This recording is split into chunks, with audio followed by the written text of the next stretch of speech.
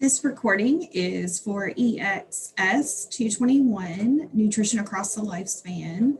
This is for Chapter 7 and Chapter 8, Early Childhood Nutrition and Disease Processes. Now keep in mind, we are lecturing in class sometimes, so there is some content that I'll go more in detail in during class, and I will try to do a larger review during these video sessions.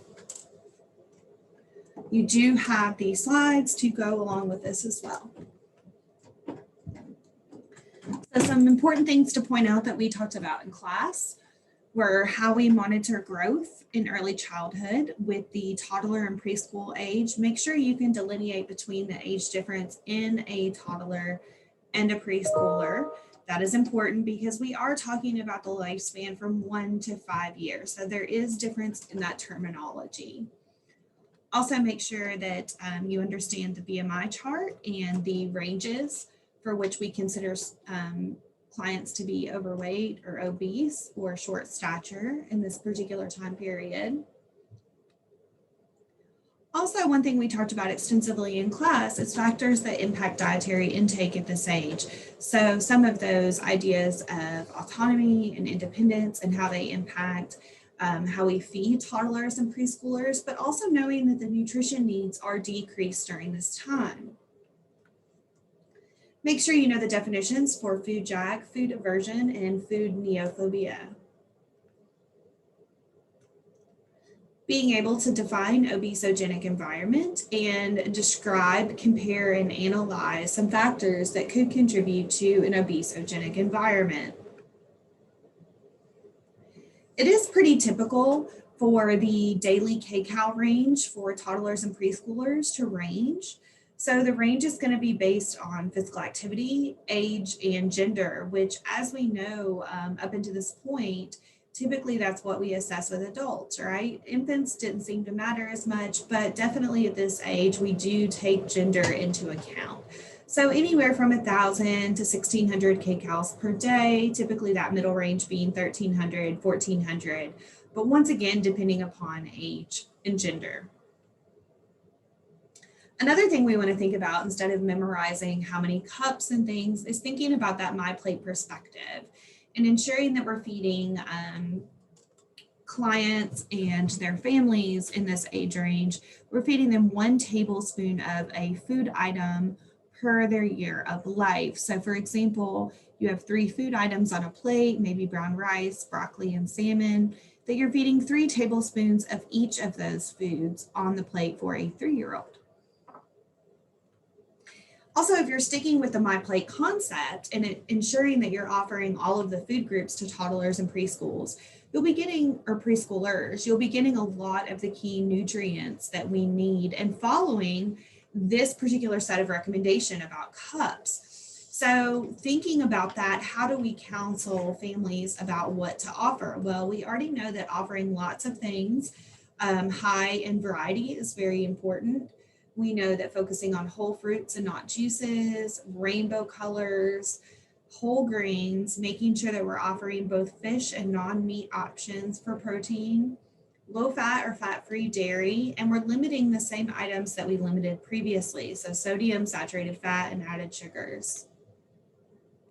So carbohydrates, everything still remains the same. And fun fact, the AMDR for carbohydrate range for this age group is also 45 to 65%.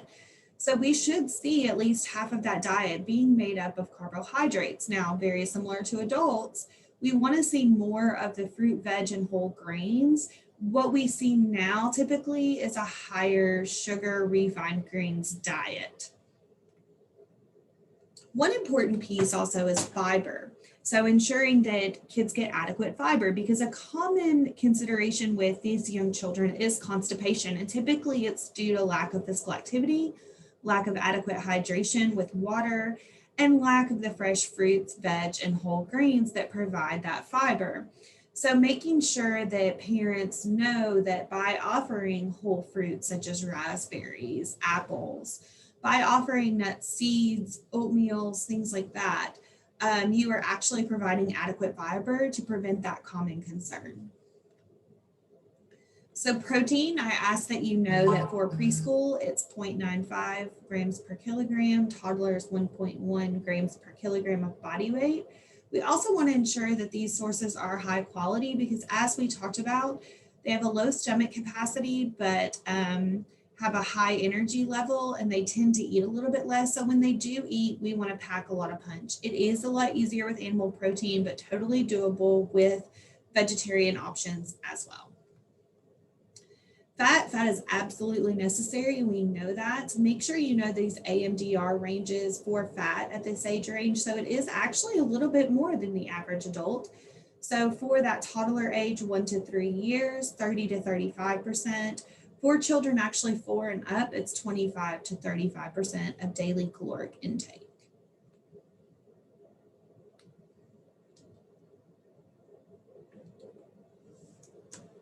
Some key minerals to watch out for, calcium and vitamin D we discussed simply because of that bone growth and development. Most fortified foods in the United States are supplemented with vitamin D. So it's been a little bit of a less concern about that development of rickets. Iron, on the other hand, we tend to see a little bit of an issue with in this age range. So it's very important that we are checking their iron status and ensuring that they are getting some of those more complete sources of iron, which, as we know, are those animal-based proteins, tend to be more readily absorbed. So children that have an issue with iron, we wouldn't necessarily want to see them going vegetarian or vegan, could potentially be harmful for their iron status. Make sure you're familiar with some good sources of iron. So some common concerns we hear typically during this time that you'll deal frequently with in this age range is dental caries or cavities. Honestly, it has a lot to do with the added sugars in our diet, the lack of adequate brushing, that grazing, eating all day, juice intake, leaving the bottle in the mouth. But we're seeing it across the board no matter income level. So it's not just a low income issue anymore. And what we do know is, remember, the mineral fluoride helps fight that tooth decay. So it is important that we make sure parents are brushing their kids' teeth after meals, before bed, and using a fluoride containing toothpaste when directed by the dentist. Typically, this is over 2 years old. Constipation, as I said, is another common concern. Normally, this is not related to a chronic disease process or an acute illness. This is normally, honestly, an issue with a low fiber diet. But we do know about 10% of the children in the US do suffer from chronic constipation. And similar to adults, adequate fluid and fiber are the appropriate treatment unless there is some existing GI process that needs to be addressed. But as I said, those are typically the outliers. What we're normally talking about is similar to the adult issue, just not enough of those good foods we need in our body. So lead exposure is something you'll actually hear talked about at the pediatrician's office quite a bit. So if you happen to live in a home that was built in the 60s or before, they'll ask about that. They'll ask if the child spends a lot of time in any of those environments, if there's been construction, paints that are lead-based, things like that. Because it is such a toxic metal, kids are actually more vulnerable to exposure, and it does directly impact brain and nervous system, cognitive function. The reason we care about kids is they can actually absorb 4 to 5 times more lead during exposure than adults. And the sad part is the effects are irreversible. So during an annual checkup, a lot of times there will be some screening questions about the type of home you live in, exposure to paint, exposure to construction projects. And if you screen into a higher risk for lead exposure, they will test your child via blood for that lead exposure. So we've already kind of talked about those overweight and obese areas, and we're tending to see more overweight and obese children younger and younger in life. So even in this age range, we can be reasonably classifying them as obese. The prevalence is about 8.4%, but this is like a decade old. And we saw this higher and low income households, so probably relating to some of those obesogenic environment situations. However, it is important to understand that it is caused by a mixture of behavior and genetics. So we can't strictly say, oh, it's all behavior, it's all environment. There is some genetic components. However, what we do know about genes is that they can be turned on by some of those exposures in the environment. So we know all the bad things that come with obesity, right? But the reason we really care about the obesity in this particular life stage is, as we've talked about, parents are modeling appropriate behaviors, kids are learning about their own physiological hunger cues, things like that. Obesity and being overweight can kind of mess with some of these early developmental processes as these kiddos learn about how their body works and what type of food we should fuel it with. And so it's quite important that these children fully understand what is healthy eating, that we should eat at tables, that we should be physically active, because what we know is instilling it at this age is by far one of the easiest ages to make it a routine, to make it part of their process that transcends throughout life. It just gets harder and harder to establish those habits. And so to prevent these later chronic diseases that quite honestly we're seeing younger and younger because of the prevalence of obesity, we want to instill those healthy habits. And we know that obese children are more likely to become obese adults. And so that prevention, as I said, is key. One of those key pieces of prevention, other than healthy eating and healthy modeling, is that physical activity, and just remembering what that recommendation is for physical activity for kids, whether it be more structured, whether it's unstructured play, both are very important. Okay, so that concludes chapter 7, since we talked a little bit more about that in class. Let's talk a little bit through the things that can go wrong. So in chapter 8, we have nutrition, and actually we're kind of going back to infancy just a little bit here, because what impacts infancy typically is impacting that preschool toddler. But basically, we're going to talk through each physiological process that we could see and what the nutritional recommendations would be. And that's kind of what I want you to focus on in this chapter. So typically with diarrhea, a lot of times in this particular area, what we're talking about in developed countries is we're talking about exposure to a virus typically. And so it's typically acute. And what we're worried about is dehydration primarily. And we treat with that hydration with some electrolytes, even at this age, but remembering that we normally don't give them a full powered Gatorade, right? We're normally diluting it down, doing a Pedialyte, making sure to use that bland diet initially to reintroduce food slowly. To not cause another attack. Now, in developing countries, a lot of times with acute or chronic diarrhea, this could be related to safe water and sanitation. And unfortunately, in these countries too, this is a primary concern that could end up leading to death or major malnutrition simply because of the lack of clean drinking water and sanitation. Now, we've already kind of talked through constipation, making sure that physical activity is also included is important. They can use laxatives and stool softeners, but they're going to want you to do those lifestyle changes first and for long enough before doing anything like that. The reason is because that little body is going to get used to the assistance from laxatives and stool softeners, and the GI tract can get kind of lazy and rely on that. And so it's important to always use food first. Before relying on some of these that are honestly a little bit more extreme on the little body and the little GI system. So don't memorize those fiber recommendations, but it is important to know how to encourage high fiber diets. So water, for the most part, if a child is under 10 kilograms, it's about 100 milliliters per kilogram. And then beyond that, it ranges anywhere from 1,000 to 1,500 milliliters per day. With adolescents, we start getting much more specific based on weight needs. So one thing that we talked about with adults is GERD, and this can also happen in infants and young children. So this can actually be really common and really normal for young babies. And typically parents are really freaked out about this, but a majority of infant reflux is actually completely resolved by 1 year of age. It's when it becomes more chronic and we see weight loss and we see pneumonia and we see refusal of feedings and sometimes even issues with breathing that we start to more classify it as a chronic health condition, GERD.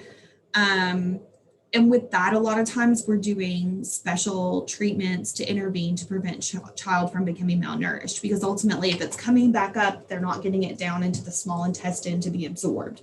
So some of that like spit up process and reflux process, completely normal for babies and for young children. But it's when it starts to impact that, remember, it impacts the growth and development piece of it, which is how we see if kids are, taking in an appropriate amount nutritionally, that we start to get concerned. So the goal of nutrition management is honestly to make them as comfortable as possible with the symptoms, while also promoting growth and development. And so a lot of times, similar ideas, small frequent feedings, avoid overfeeding. And in infants, one thing that works really well is adding this infant thickener that thickens up their formula or the breast milk to ensure that it kind of stays down heavy in the stomach.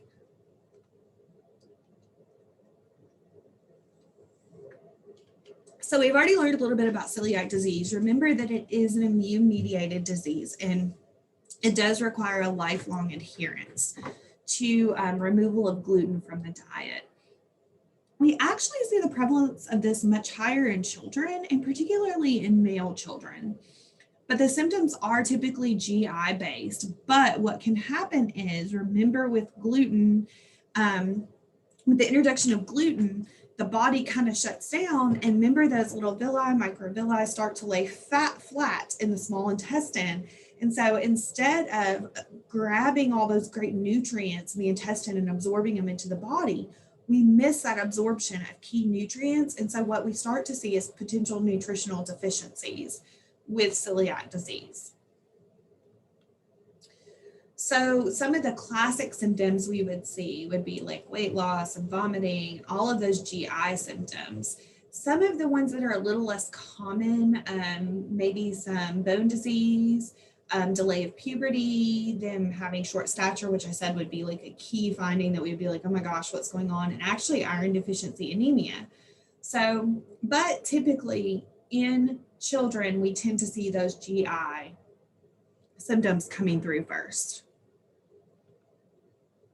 So a food allergy, this is such a hot topic in the last probably 3 decades in this particular age group, is that adverse reaction to a food or ingredient in a food that does involve the body's immune system. So remember, an allergy does involve the immune system producing those antibodies.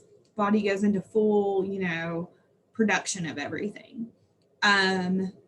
Sensitivity, a lot of times, even with gluten, we're talking about maybe it's not well tolerated, and intolerance, meaning maybe we have some negative GI symptoms, but you're not actually producing an immunological response to the food item. So this is the immunological response. It actually only occurs in 2 to 8% of children. A lot of times what we're really talking about is an intolerance or a sensitivity. They have to go through a lot of testing, skin prick, a big blood test, it's so many vials of blood, an oral food challenge where they eliminate certain foods. It is a lengthy process. And honestly, when I've talked to food allergy experts about it, it's not even just one thing that will have a diagnosis. It's what they call like a triangle. So you have maybe a couple tests that are problematic that you're like, oh, I think it's a food allergy. So they get the blood test, they get the skin prick test, but then it's the combination of what they actually report happening with that food. So it's all three put together that kind of make up that picture that would help a clinician determine, is this a true food allergy? And for the nutrition management, it's removal of the offending food item. And sometimes it's even if that food and allergen is even in the environment. So for example, peanut dust, other people eating peanut butter, those tend to be particularly problematic for people, ensuring that they have an EpiPen. Now, there are some major food allergens that are now identified easily on labels to make it easier on people. A lot of times we're seeing dairy, egg, peanut, tree nuts, shellfish, fish, wheat, and soy. I've heard of some interesting ones recently like mustard and cantaloupe, but these are the 8 most common. So as I said, a food intolerance is going to be more of like a physical response to a food. Like maybe you can tolerate it in small amounts and not feel great. So think lactose intolerance, like, okay, I can have a little bit of ice cream, but I could potentially end up suffering from it. But typically it's not life-threatening. Food sensitivity, it tends to be like a slower onset. So for example, if you've ever heard people talk about, having a gluten sensitivity and they consume a lot of gluten one day and the next day they just don't feel great. They're kind of sluggish and it lasts for a couple days. That is more a sensitivity compared to an intolerance where you go to Brewster's, you have ice cream, and within 30 minutes to an hour, you need a bathroom. Typically, it's a much stronger onset for an intolerance. We're starting to be able to define those a little bit better, but in all reality, from an evidence-based standpoint, from a science-based standpoint, it's been really difficult for us to fully identify all of the pieces of this intolerance and sensitivity piece. Like what lab tests pop? You may have some people that do have this weird cell-mediated response that pops up on their blood work for a certain food, but then oh my gosh, like we're not seeing any other symptoms with it. So it can be very individually based as far as like what experiences people are having with it. Nutrition management is exactly the same too. It's just removal of that food item. So malnutrition. So this is really important. Malnutrition is just an absence or a below or above nutrition level, right? So it's just adverse impacts from inappropriate levels of nutrition. In the developed world, typically we see this as a result of disease, chronic conditions, trauma in the child.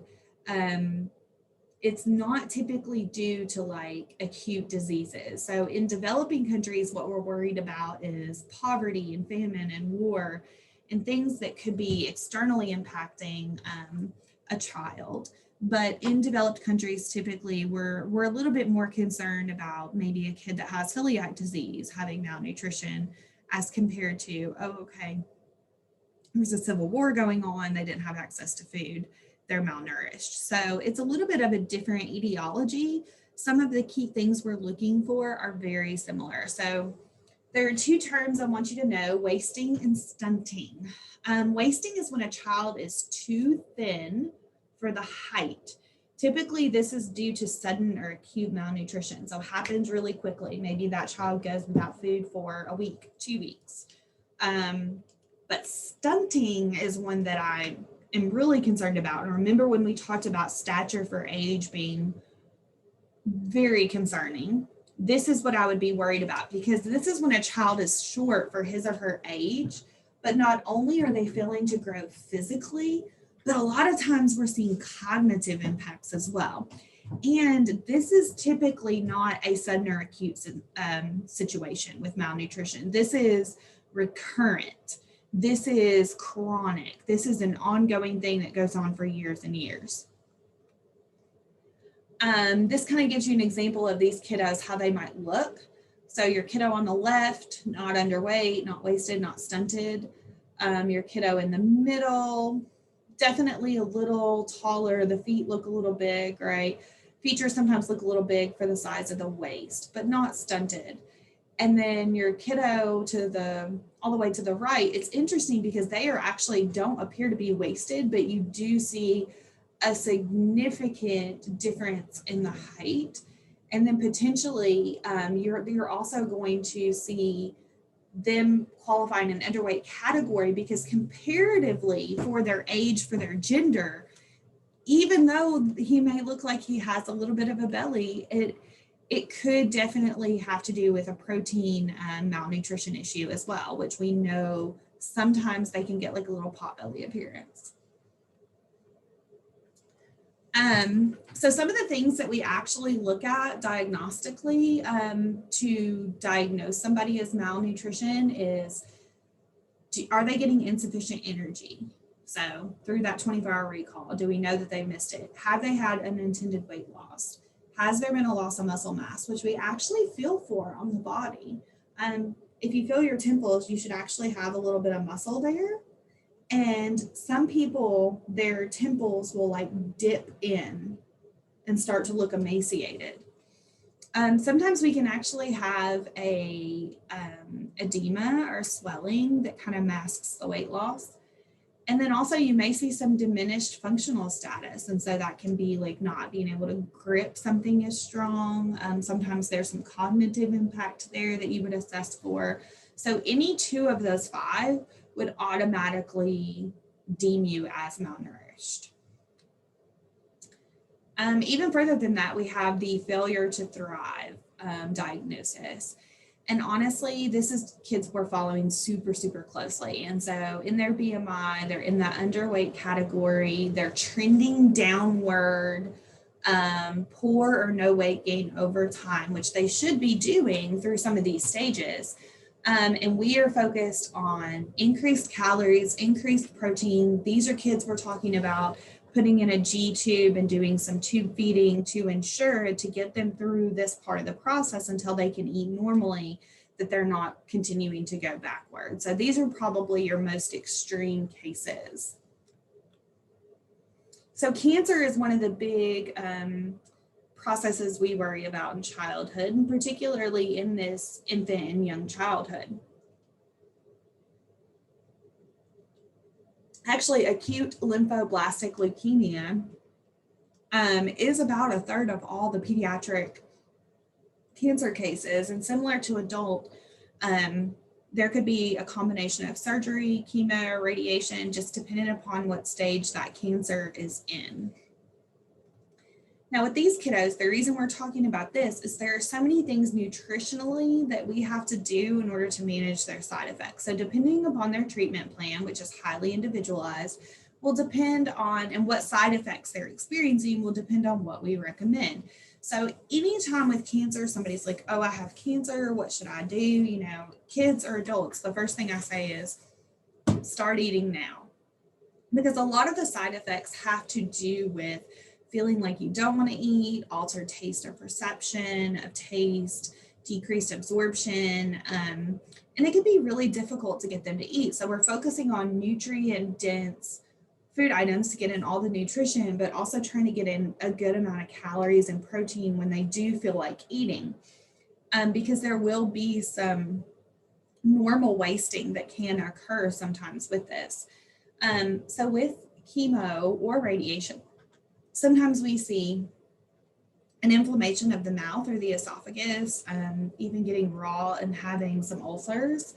So with this, not consuming any hard foods, chips, crackers, things like that, nothing acidic, nothing too overly hot or cold, amping up ice creams and smoothies by adding Pediasure or Ensure to them, using a straw to get past any like problems in the mouth, and even just oral rinsing can help soothe the mouth space. A lot of times they'll experience alterations in taste or smell, and so offering cold foods that don't really have a smell is really helpful. Or if they can't really taste anything, adding herbs, spices, additional sauces and gravies, which can also be helpful because it's adding calories. Pretty much this group, we're like adding butter, cream, cheese, anything high calorie, high fat to bump those calories up. If they are experiencing nausea or vomiting, we're going to do smaller meals, avoiding any high fat or overly sweet triggering foods, encouraging rest after meals, encouraging favorite foods, easy to digest foods. So some of those like crackers and oatmeal and rice and bananas and broth. If they have a loss of appetite, as I said, we're definitely going to try to bump up their calories any way we can. So if they ask for something, adding in protein, adding in anything additional we can add, use smaller plates, offer food more frequently, things like that. So just ensuring that whatever your cancer patient is experiencing, that you have something in your pocket to just make sure you're offering as much nutrition, as many calories, and as much protein as possible. And these are just some neat examples of ways that we actually increase the nutrient density of food, both in these cancer patients and kids, but also in older adults. A lot of times we add protein powder in powdered milk in eggs, cereals, gravies, mashed potatoes, oatmeal, lots and lots of things. Fats, oh man, we go crazy on fats. It's like the exact opposite of what you would normally do in nutrition. So another common concern is iron deficiency. It's actually the most common nutrient deficiency in children in the developing world. And the reason we care about this, similar to in pregnancy, is that it can actually cause some of those neurodevelopment and behavior issues and some cognitive effects that could be irreversible. A lot of times the symptoms are super vague, right? Fatigue, weakness, irritability, poor pallor, so look really pale, dizziness, cold hands or feet. And we are testing for this with blood tests to ensure that it is related to iron deficiency, because remember, anemia can occur in many different ways, but iron deficiency is by far the most common. So we want to ensure that it is iron deficiency related. A lot of times formula does have iron in it, and breastfed infants, actually we recommend supplementation with iron to ensure that they have adequate iron stores.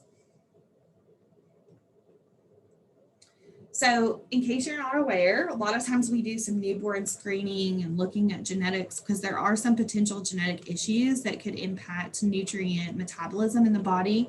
One of them is the phenylketonuria, or PKU, meaning the body just cannot break down phenylalanine. So there's some amino acid metabolism disorders, galactosemia, so they can't actually break down or absorb the galactose at all. It ends up in the blood. And so these are actually conditions that, because they are genetically related, we can test at birth or shortly after birth to determine if it is something we're going to be dealing with. It's pretty rare, but when we are, we want to know immediately, so we're not giving them food items or supplementing in ways that would actually cause further weight loss or failure to thrive. Cystic fibrosis is another childhood disorder that's pretty, it's honestly pretty severe. It is autosomal, it is genetic, and one of the big problems nutritionally is that the body secretions become sticky and thick and can affect the organ systems. And this often leads to poor weight gain and growth. And the odd thing is sometimes it's poor weight gain and growth, and then as they get older, sometimes they can gain more weight. One big thing that we look at is pancreatic function. A lot of times we actually have to supplement with the fat soluble vitamins. And we are looking at pancreatic enzymes. We're looking at sodium a lot of times. We're looking at how many calories they're taking in. We're upping their calories by at least 30%. And sometimes we up their protein by 200% to support these kiddos, because we don't want them failure to thrive. It's always easier to know about a genetic condition up front and start to address it before you start losing weight.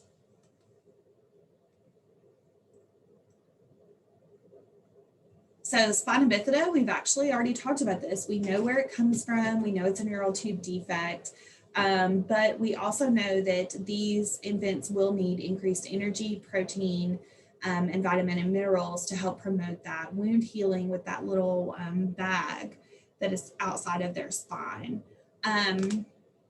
Their energy needs are actually really similar in infancy. However, when they hit that year mark, the difference is a lot of times these kids will be paralyzed, at least from waist down.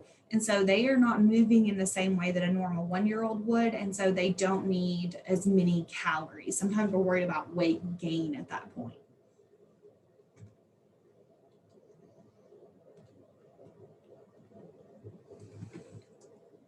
Autism spectrum disorders. We see this very commonly now, and it's kind of a very big umbrella term, because it could be a mixture of sensory processing, It could be a mixture of social emotional deficits in learning, differences in interest. And honestly, we don't really 100% know why it happens. We know that there is a likelihood of genetic components, but what we do know is when you have a child with autism spectrum disorder, 50 to 90% of them do have some feeding problems. And this is one particular disorder that I mentioned, occupational therapy and food therapy being really, really helpful because they have a narrower range of accepted foods. You see a lot of these kids with the food jags and food neophobia and food aversions. And because of that, we are often worried about malnutrition and a need for tube feedings. So any amount of treatment that we can do that's multidisciplinary, that will help them with their activities of daily living, their own feeding processes is very important. So including the whole team, the pediatrician, the dietitian, the occupational therapist, sometimes the speech therapist is the best approach with these kiddos. And that concludes the review and lecture video for chapters 7 and 8.